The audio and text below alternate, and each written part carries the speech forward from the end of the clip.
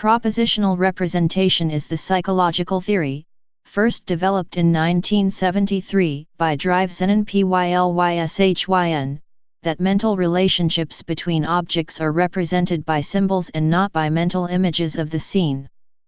Propositional representations are also language-like only in the sense that they manipulate symbols as a language does. The language of thought cannot be thought of as a natural language, it can only be a formal language that applies across different linguistic subjects, it therefore must be a language common to mind rather than culture, must be organizational rather than communicative. Thus mentales is best expressed through predicate and propositional calculus. Made up of discrete symbols, each symbol has a smallest constituent part, i.e. limit to how far units of rep can be broken down.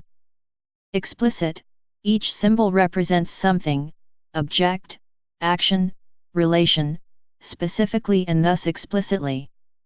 Grammatical, symbolic manipulation follows, requires, syntactical rules and semantical rules.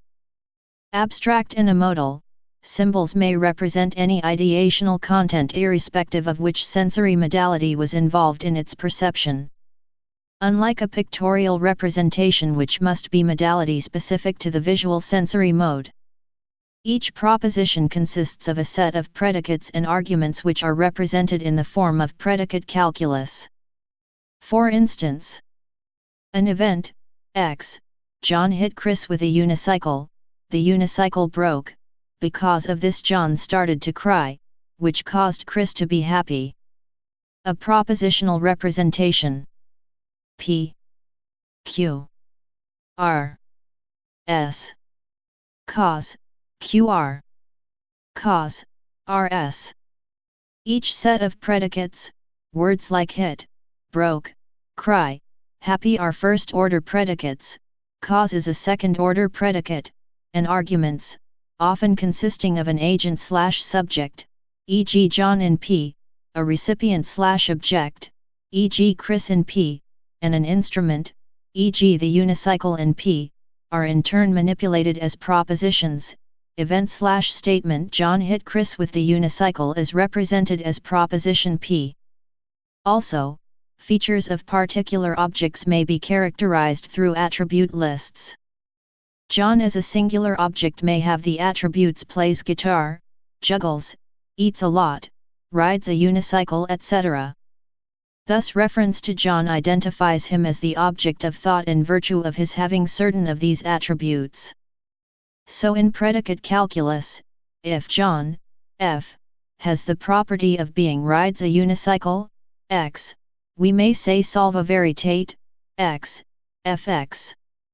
These elements have been called semantic primitives or semantic markers/features. Each primitive may in turn form part of a propositional statement, which in turn could be represented by an abstract figure, e.g. P. The primitives themselves play a crucial role in categorizing and classifying objects and concepts.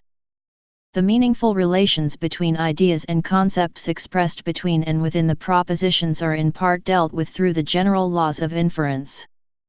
One of the most common of these is modus ponens ponendum, MPP, which is a simple inference of relation between two objects, the latter supervening on the former, PQ.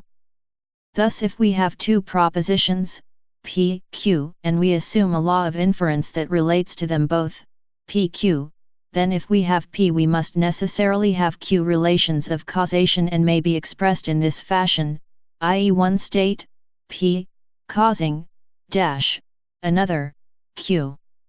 So a purely formal characterization of the event, X, written above in natural language would be something like P, Q, A, QR, A, Q, A1, R, 2,3 MPP, RS, A, S, 4,5 MPP. Please subscribe and thanks for watching.